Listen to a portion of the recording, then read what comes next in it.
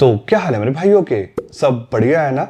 मेरे फेस पे एक खुशी देख के आप समझ गए होंगे कि 2026 की ये मेरी सबसे फेवरेट वीडियो होने वाली है। नो मैटर इस पे व्यूज कितने आए कितने नहीं आए, बट जब बात आती है बेस्ट कैमरा फोन्स की तो एक अलग ही एक्साइटमेंट होती है मेरे मन में। 2025 के एंड में लॉन्च हुए कुछ phones like iPhone 17 Pro, Google Pixels, even Samsung S26 Ultra जो ईयर की स्टार्टिंग में लॉन्च हुआ था 2026 के। अब ये जो सारे फोन्स हैं ये आज की डेट में जब बात आएगी बेस्ट कैमरा फोन पिक करने की तो ये फोन्स आसपास भी स्टैंड नहीं करते। बट यस, एक एडवांटेज आईफोन्स को मिलती है कि अगर वीडियोस रिकॉर्ड करनी हो देन आज भी मैं आपको क्लियरली iPhone 17 या iPhone 17 Pro जैसे फोन्स ज्यादा रेकमेंड करूंगा। इनका कोडेक बेटर है और ये बहुत हाई क्वालिटी में 4K वीडियोस रिकॉर्ड करते हैं जिसको आज भी जो कॉम्पिटिटर्स हैं स्पेशली चाइनीज ब्रांड्स वो बीट नहीं कर सकते। But what about the image quality? Well, ये एक ऐसा एस्पेक्ट है जहां पे brands like Oppo and Vivo बहुत आगे निकल चुके हैं। स्पेशली अगर मैं बात करूं कैमरा सेंसर्स की, नो मैटर आप सॉफ्टवेयर के थ्रू इमेज प्रोसेसिंग कितनी भी इंप्रूव कर लो, बट जब हार्डवेयर ही केपेबल नहीं होगा तो इमेज प्रोसेसिंग के थ्रू आप कितना कंपीट कर लोगे इन ब्रांड्स के साथ। Oppo Find X9 Ultra and Vivo X300 Ultra, मैं इतना खुश हूं कि इस बार ये दोनों मॉडल्स ग्लोबली लॉन्च हुए, इंडिया में भी परचेस करने का चांस मिला। यस, ये फोन्स बहुत एक्सपेंसिव हैं और ये फोन्स सबके लिए भी नहीं है बिकॉज 2025 एंड में लॉन्च हुए Oppo Find X9 Pro, Vivo X300 Pro more than capable smartphones हैं। उनका कैमरा कंपैरिजन का मैंने लिंक डिस्क्रिप्शन में दिया है, आप एक बार वो सैंपल्स पे देखना।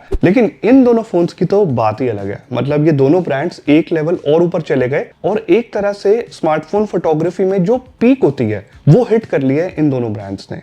ये बात इतने कॉन्फिडेंस से मैं इसलिए बोल रहा हूं बिकॉज इन दोनों ही फोन्स में Sony LYT901 1/1.12 इंच के इतने लार्ज कैमरा सेंसर यूज करे हैं जो प्राइमरी सेंसर है, जो कंपटीशन में बाकी ब्रांड्स यूज ही नहीं कर रहे। अब ऑब्वियसली जितना बड़ा सेंसर होगा उतनी ज्यादा सेंसर में लाइट एंटर हो पाएगी। दैट मींस लो लाइट में जब भी इमेजेस क्लिक करोगे तो नॉइस कम देखने को मिलेगी, ब्राइट इमेजेस आएंगी। बस प्राइमरी सेंसर के अपर्चर में फर्क है, Vivo में f1.85 है, Oppo में और भी ज्यादा वाइडर f1.5 अपर्चर है। अगर आपको ये तरीके की लैंग्वेज बिल्कुल पल्ले नहीं पड़ती तो मैं आपको बिल्कुल सिंपल लैंग्वेज में समझाता हूँ। इन दोनों फोन्स में जो लार्ज सेंसर है उसको मान लो एक 20 बाय 20 का बड़ा कमरा, लेकिन उसमें जो विंडो लगी हुई है जहां से लाइट एंटर हो रही है वो Vivo में विंडो थोड़ी सी छोटी है, Oppo में विंडो थोड़ी बड़ी है। और रही बात Samsung, Apple, Google जैसे ब्रांड की, उनके तो कमरे 20 बाय 20 के छोड़ो, वो तो 7 बाय 7 के कमरे में आज भी खेल रहे हैं। पहली इमेज अगर हम देखें तो आप एक चीज नोटिस करोगे, Vivo में 35mm का लेंस मिलता है प्राइमरी सेंसर में, वेयरएस Oppo में बाकी फोन्स की तरह रेगुलर 23mm का लेंस दिया है। अब इसका एडवांटेज भी है और डिसएडवांटेज भी है। लेट्स से जब आप ह्यूमन सब्जेक्ट की इमेजेस कैप्चर करोगे तो 35mm लेंस Vivo की ज्यादा नेचुरल वाइब देती है इमेज को बिकॉज हम अपनी नेकेड आई से भी कुछ इस तरीके का फ्रेम ही देख पाते हैं। बट जब बात आती है बिल्डिंग या सीनरीज की इमेजेस कैप्चर करने की तब Oppo का जो रेगुलर 23mm का लेंस है वो एक ओवरऑल इमेज को वाइडर पर्सपेक्टिव देता है। Oppo की इमेजेस में मुझे HDR प्रोसेसिंग थोड़ी बेटर लगी। क्लियरली इस सैंपल शॉट में क्रश शैडोज कम देखने को मिल रही है Oppo की इमेज में। इवन जो बिल्डिंग का कलर है वो भी कलर स्पेक्ट्रम सेंसर होने की वजह से Oppo ज्यादा नेचुरल रखता है कलर्स को कंपेयर टू Vivo। और मूव करते हैं जब ह्यूमन सब्जेक्ट पे तो ये डिफरेंस और भी ज्यादा एविडेंट लगने लगता है। जैसे कि इस सैंपल शॉट में जो फोकल लेंथ है 35mm की वो क्लियरली Vivo में ना एक ज्यादा अपीलिंग लुक देती है, एक ज्यादा बेटर पर्सपेक्टिव देती है इमेज को बिकॉज इतने लार्ज सेंसर है तो बैकग्राउंड में ना नेचुरल बोके तो दोनों में देखने को मिलता है, बट 35mm का लेंस होने की वजह से वो बोके इफेक्ट ज्यादा इंटेंस देखने को मिल रहा है Vivo की इमेज में। बट यहीं पे सारी Vivo की जो पॉजिटिव चीजें थी वो खत्म हो जाती हैं। नेगेटिव चीजों की अगर बात करूं तो आप एक बार स्किन टोन्स में डिफरेंस देखो। क्लियरली Vivo थोड़ा स्किन स्मूथनिंग ज्यादा अप्लाई कर रहा है इमेज में, ऐसा लगता है कि कोई फाउंडेशन अप्लाई करके ना स्किन को ज्यादा ही स्मूथ कर दिया हो, वेयरएस Oppo स्किन के टेक्सचर को एकदम नेचुरल रख रहा है। और कलर स्पेक्ट्रम सेंसर यहाँ पे भी काम में आता है बिकॉज ओवरऑल इमेज में जो कलर्स हैं, जो नेचुरल वार्म टोन हम एक्सपेक्ट कर रहे थे सनलाइट में, वो Oppo ने क्लियरली काफी ज्यादा बेटर मेंटेन करी है। बस Vivo में 35mm का लेंस होने की वजह से शार्पनेस थोड़ी सी बेटर देखने को मिलती है बिकॉज 35mm का lens subject focus better maintain कर लेता है कंपेयर टू 23mm। बट जैसे ये मूव करते हैं लो लाइट में तो Oppo Find X9 Ultra का वाइडर f1.5 अपर्चर होने की वजह से इमेजेस ज्यादा ब्राइट आती हैं, सेंसर में क्लियरली ज्यादा लाइट एंटर हो रही है। इवन शेडोज में आप ह्यूमन सब्जेक्ट की तरफ देखो तो ज्यादा ब्राइट इमेज Oppo की आई है और बाकी शेडोज भी देखोगे तो वहां पे डिटेल्स भी बेटर रिटेन कर पा रहा है Oppo compare to Vivo। Even दोनों इमेजेस में ना नॉइस है ही नहीं, लेकिन साइड बाय साइड कंपेयर कर रहे हैं तो ओप्पो में लाइट ज्यादा एंटर हुई, इस वजह से आप ह्यूमन सब्जेक्ट की तरफ देखोगे तो नॉइस और भी ज्यादा कम है ओप्पो की इमेज में। डिटेल्स दोनों इमेजेस में सफिशिएंट है। इवन जो कलर स्पेक्ट्रम सेंसर है उस वजह से एक प्रॉपर वार्म टोन देखने को मिल रही है ओप्पो की इमेज में। बैकग्राउंड में आप लाइट्स की तरफ देखोगे तो मेरी बात से रिलेट कर पाओगे। हाँ, एक डिफरेंस है, Vivo X300 Ultra कलर्स को बिल्कुल नेचुरल रखता है। ओप्पो में कलर्स थोड़े से आई प्लीजिंग देखने को मिलते हैं जो मुझे पर्सनली ज्यादा बेटर लग रहे हैं। अब ये वाला सैंपल शॉट आपने मेरे बहुत सारे कैमरा कंपैरिजन वीडियोस में देखा होगा। मेरे अकॉर्डिंग किसी भी कैमरा को टेस्ट करना हो तो इस सैंपल शॉट में ना डायरेक्ट वार्म लाइट हिट कर रही है फेस पे, जिसे ओप्पो ने ज्यादा बेटर मेंटेन करा है कंपेयर टू Vivo। इसके अलावा डार्क एरियाज, शैडोज में भी Oppo better details pull out कर पा रहा है। स्किन का टेक्सचर क्लियरली बेटर मेंटेन्ड है ओप्पो Find X9 Ultra में कंपेयर टू Vivo। इस टाइम पे ना लाइटिंग सफिशिएंट थी, तो दोनों ही कैमरास ने कमाल की इमेज कैप्चर करी है। एकदम डिटेल्ड इमेज है और नॉइस में फर्क बताना मेरे लिए इम्पॉसिबल है, लेकिन स्किन टोन्स में फर्क नोटिस कर पा रहा हूँ। Vivo ना थोड़ी सी आर्टिफिशियल ब्राइटनिंग ऐड कर रहा है फेस पे। ओप्पो स्किन के टेक्सचर को, स्किन टोन्स को बिल्कुल नेचुरल रखता है। ये चीज मैंने डेलाइट में भी नोटिस करी थी। I mean, इस सैंपल शॉट में ना थोड़ी विटिश ब्राउन स्किन टोन देखने को मिल रही है Vivo में, वेरास ओप्पो स्किन टोन्स को ऐसा रखता है जो मैं अपनी आईज से देख पा रहा था, कुछ वैसी ही स्किन टोन्स मेंटेन कर रहा है Oppo Find X9 Ultra। I hope अभी तक मैंने ये कंफ्यूजन क्लियर कर दी कि क्यों ओप्पो Find X9 Ultra का प्राइमरी सेंसर लो लाइट में ज्यादा लाइट एंटर कर पा रहा है, क्योंकि इसका अपर्चर ज्यादा वाइडर है। एक तरह से जो विंडो का साइज है वो बड़ा है, तो सेंसर पे लाइट ज्यादा हिट करती है। अब मूव करते हैं अगर टेलीफोटो लेंस पे, तो अगेन आप इन पोर्ट्रेट शॉट्स में नोटिस करोगे कि लो लाइट में Oppo Find X9 Ultra again ज्यादा ब्राइट इमेजेस कैप्चर कर पा रहा है, शैडोज में डिटेल्स बेटर रिटेन कर पा रहा है। बट इस बार जो रीजन है वो अपर्चर नहीं है, मतलब वो बड़ी विंडो नहीं है। इस बार रीजन है सेंसर का साइज, बेसिकली रूम का साइज ही बड़ा है। Vivo X300 Ultra में 200 मेगापिक्सल का Samsung HP-O सेंसर जो दिया गया है, उसका सेंसर साइज 1/1.4 इंच का है। लेकिन Oppo Find X9 Ultra में जो सेंसर साइज है वो ज्यादा लार्ज है, 1/1.28 इंच का OmniVision OV52A सेंसर यूज हुआ है। और यही रीजन है कि पोर्ट्रेट्स में भी लाइट ज्यादा एंटर हो पा रही है और ज्यादा ब्राइट इमेजेस आ रही हैं। आपको इस सैंपल शॉट में एक बार को लगेगा कि Oppo की इमेज में वार्म टोन थोड़ी ज्यादा है,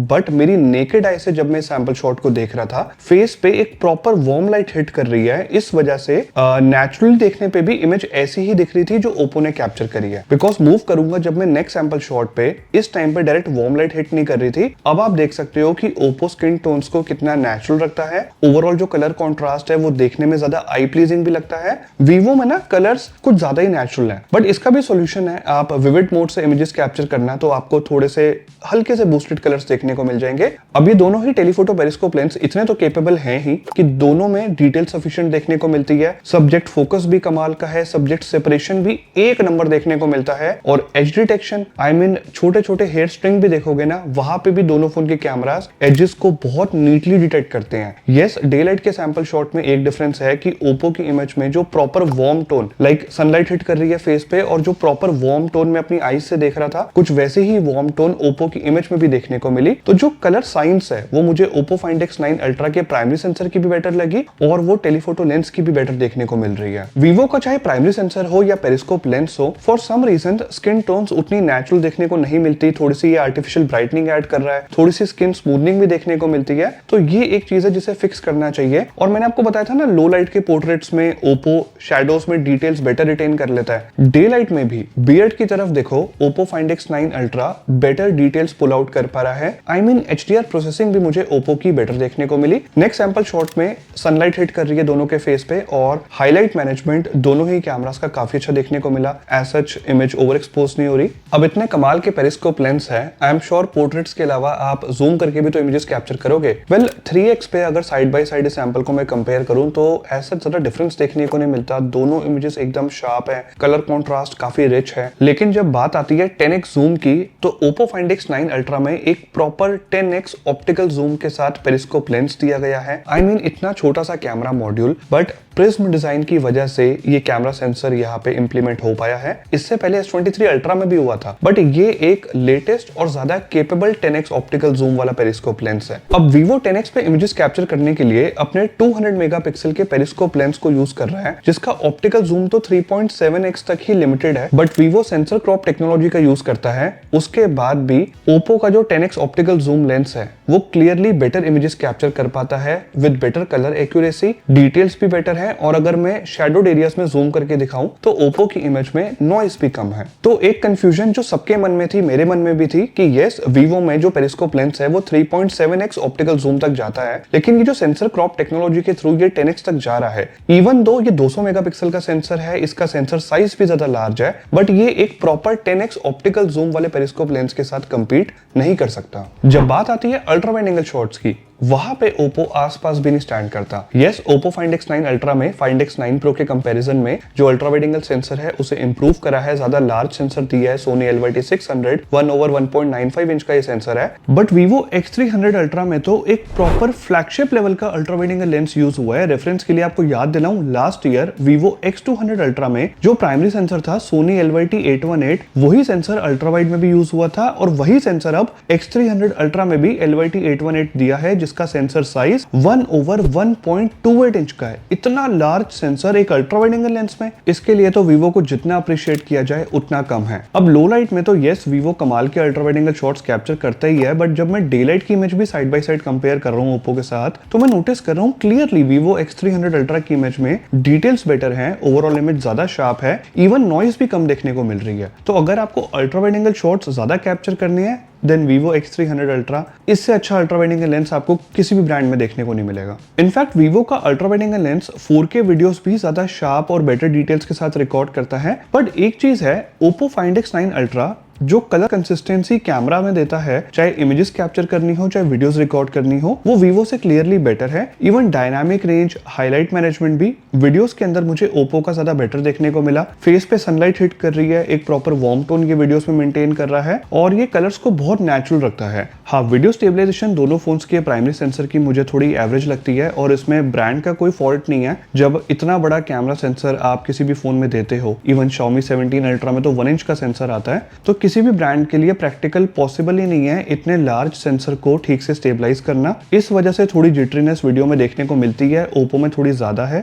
Vivo में स्टिल थोड़ी जिटरीनेस कम देखने को मिलती है, but it's nowhere close to iPhone 17 Pro और 17 Pro Max। लो लाइट की वीडियो भी दोनों फोन्स के प्राइमरी सेंसर से रिकॉर्ड हो रही है, and just like the image quality in low light, Oppo Find X9 ultra actually में बेटर एक्सपोज्ड वीडियोस रिकॉर्ड कर लेता है लो लाइट में, बिकॉज इसका जो अपर्चर है वो ज्यादा वाइडर है compare to Vivo। In fact colours भी लो लाइट में Oppo ज्यादा अच्छे से मेंटेन कर लेता है। ये चीज मैंने आपको डे लाइट में भी बताई थी, तो लो लाइट में भी कलर्स बहुत अच्छे से मेंटेन कर रहा है। बस थोड़ी नॉइज जरूर देखने को मिल रही है दोनों वीडियोस में, जो थोड़ी सी कम मैंने एक्सपेक्ट करी थी। मूव करें अगर फ्रंट कैमरा पे, तो 4K वीडियो रिकॉर्ड हो रही है, और जैसे ही मूव करते हैं तो बैकग्राउंड में थोड़ी सी हाइलाइट्स ब्लोन आउट होती है। अदरवाइज फेस पे डायरेक्ट सनलाइट हिट कर रही है। हाईलाइट मैनेजमेंट दोनों फोन के फ्रंट कैमरास का बहुत अच्छा है, बिल्कुल भी फेस ओवर एक्सपोज नहीं हो रहा। इवन डिटेल्स भी दोनों वीडियोस में सफिशिएंट है। इट्स जस्ट ओप्पो की वीडियो में थोड़ी सी वार्म टोन है, एंड Vivo की वीडियो में थोड़ी सी कूल टोन है। ओप्पो की वीडियो स्टेबलाइजेशन भी मुझे फ्रंट कैमरा की ज्यादा बेटर लगी।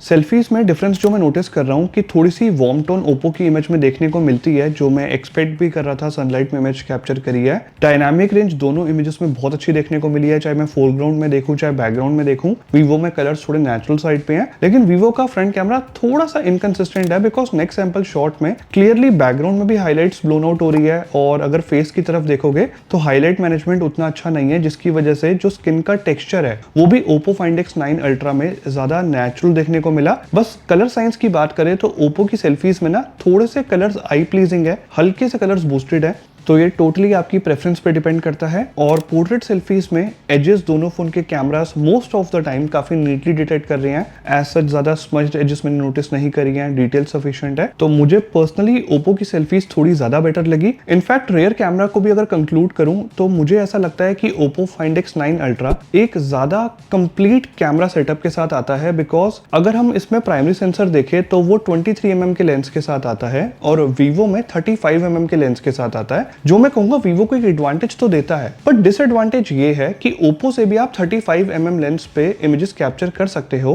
बट 23mm पे इमेजेस कैप्चर करने का ऑप्शन Vivo में मिलता ही नहीं है। आपको सीधा अल्ट्रा वाइड एंगल लेंस पे स्विच करना पड़ेगा, जो फिर 14mm पे इमेजेस कैप्चर करेगा। एंड Oppo में भी 14mm पे आप अल्ट्रा वाइड एंगल लेंस से ऑब्वियसली इमेजेस कैप्चर कर ही सकते हो। तो वो जो 23mm वाली फोकल लेंथ है, बेसिकली वो Vivo में मिसिंग है। अपार्ट फ्रॉम दैट Oppo के अंदर एक प्रॉपर 10x ऑप्टिकल जूम के साथ पेरिस्कोप लेंस दिया गया है। सो अगर आपको ज्यादा जूम करके इमेजेस कैप्चर करनी है तो उस केस में भी clearly Oppo Find X9 Ultra एक मच बेटर ऑप्शन निकल के आता है। हाँ, लेकिन Vivo X300 Ultra में उन लोगों को जरूर रेकमेंड करूंगा जो सीनरीज की इमेजेस ज्यादा कैप्चर करते हैं, जिन्हें अल्ट्रा वाइड एंगल लेंस का जेन्युइनली यूज ज्यादा है, वो फिर Vivo X300 Ultra कंसीडर कर सकते हैं, बिकॉज इसके अल्ट्रा वाइड एंगल लेंस की बात ही अलग है। उम्मीद करता हूँ कंटेंट इन्फॉर्मेटिव लगा होगा। मैंने दोनों फोन्स खुद परचेस करे हैं, बहुत ही अनबायस्ड कंटेंट आपको प्रोवाइड करा है। बस लाइक करके सब्सक्राइब कर देना, और ऐसे ही फोन्स चाहे सस्ते हो महंगे हो, मैं परचेस करके पूरी ऑनेस्टली आपको अपने कंपैरिजन वीडियोस देता रहूंगा, और बहुत जल्द आपसे